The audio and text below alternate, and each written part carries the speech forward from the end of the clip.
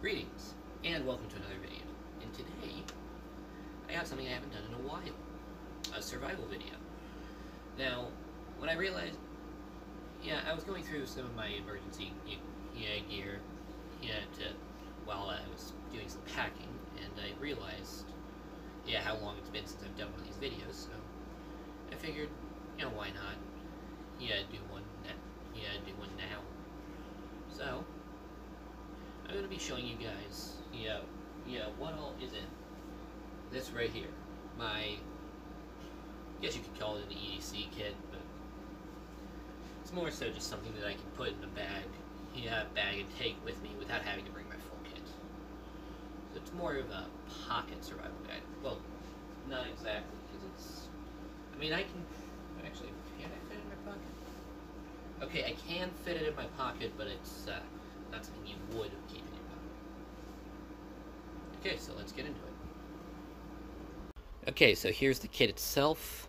Now, this bag, it looks like it's, like some of the stitching is actually failing. See, it's just a, it's a 2-pouch. I believe this would be referred to as a pencil case. Don't really care, though. I actually bought this at a flea market because, well, obviously, I'm a big fan of Demon Slayer. So, let's get into this. Starting with, let's go with the right pouch. Okay, so this is the contents of the right pouch of it. So let's go through it real quick. First off, we have a paracord bracelet.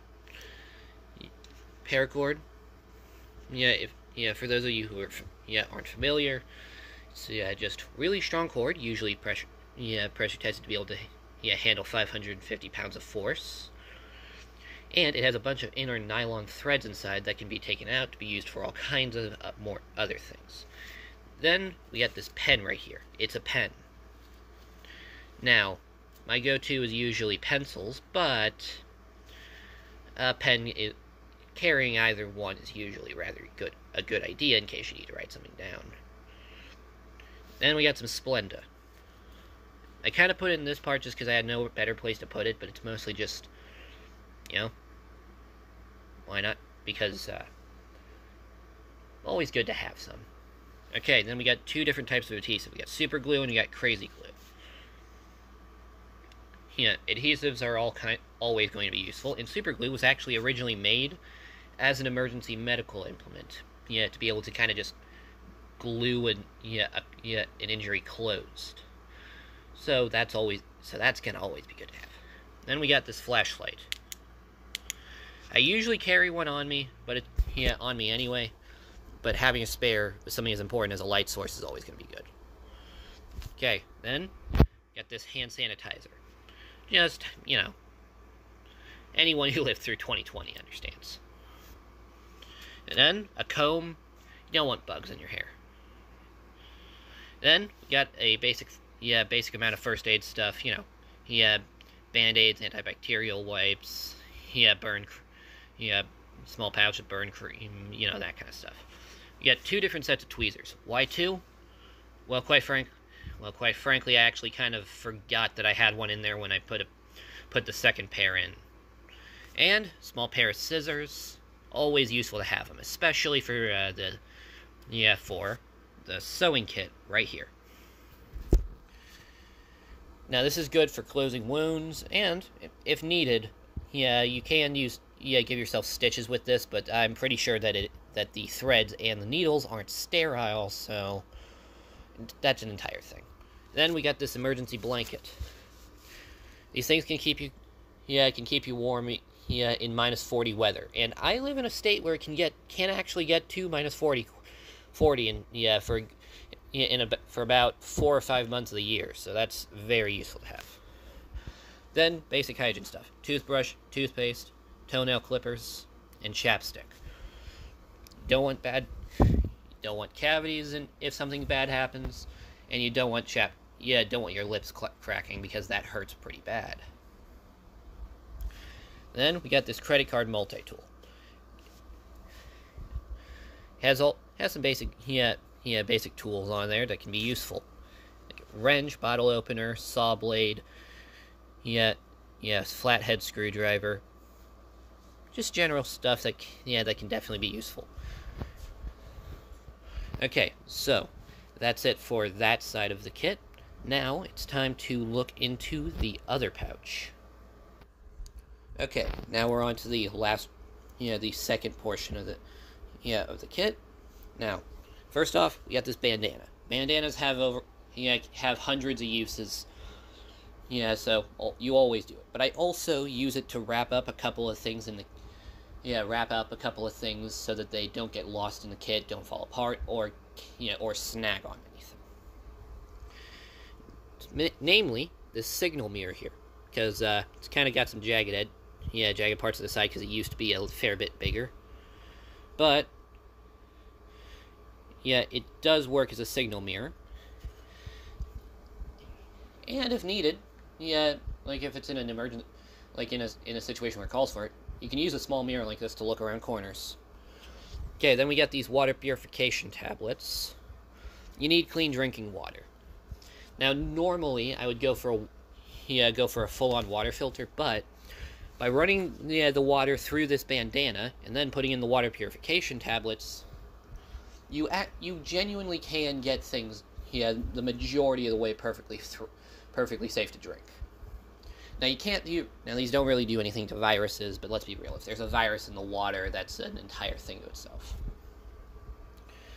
Then we get this. Now what is this? This is the clip that from a multi-tool without the paracord. Why do I have this? Well, it may be missing the paracord now, but it still has a ferro rod and striker, a whistle, and a compass on it. So, having it is definitely useful, especially because it takes out the bulk of actually having a whistle, a compass, and a ferro rod. But, even with the ferro rod, I do still keep a lighter, because you want to be able to start a fire, in any given survival scenario. Now, what's this? This is actually my lockpick set. There's any given number of reasons why you would need to pick a lock, so it's just generally a good thing to have. Now here, this is actually a dice set and my lucky D20. Well, not my lucky D20 anymore, I got a new one. But, always good to have some dice, and, D&D is one of those few games where as long as you know the rules, you can really just play with just the dice, and of course you would want some people, but there is such a thing as solo D&D. So now here we got some wire. The main reason is for snares, but it can be used for other things as well. Then we got 3 knives. Why 3? Well, this one is a pocket knife. I want to have a decent-sized blade on me at any given time, really. But in an emergency kit, I definitely want a bigger blade than what I would get from the other two. Then we got this multi-tool. Yeah, sorry, it's hard to do this with my left hand. Now, pliers, wire cutters, knife, 2 different screwdrivers, bottle opener, serrated blade, file, scissors. Actually, no, that's not scissors. But yeah, basic tools, multi-tools are our mainstay when it comes to survival kits of any kind. And finally, a Swiss Army knife. It's got all the standard stuff. Got a corkscrew, 2 different screwdrivers, bottle opener, scissors, another knife. All the standard Swiss Army knife things. And you might be asking, why carry both of them? Well, the main reason is there is a carryover between them for different tools that the others don't have. Now, I could probably get away with just the multi-tool, and I could get away with just the Swiss Army knife. But I had room in the kit, so I put both. Plus the old saying, 2 is 1, 1 is none. but I could do with just keeping one of these and having the knife. Technically, I don't even need the knife, but I'm not taking the knife out of the kit because, well, in my opinion, a knife is the most important part of any survival kit. Yeah, but, semantics. So, yeah, that's it for that pouch. Now let's look at it all together. Okay, so this is the entire kit together. Now, with this, kit, I more or less do cover all the standard basics of survival. We got shelter in the form of the emergency blanket and the cordage, because I can both simultaneously improvise or just straight up build a shelter with that alone. Cover hydration with the water purification tablets. Admittedly, I don't have a container, but that can be worked around. Have a light source, have cordage, have a cutting tool. I have basic hygiene supplies. I have a basic first aid kit. Admittedly, I could probably do better, and I might do so in the future. I have signaling, and if an emergency is needed. I have multiple means. I have 2 means of fire starting. I had to specify. And I even got some dice. And all of it fits inside this, which can effortlessly be put into more or less any bag that you would be carrying with you, unless it's filled absolutely to the brim.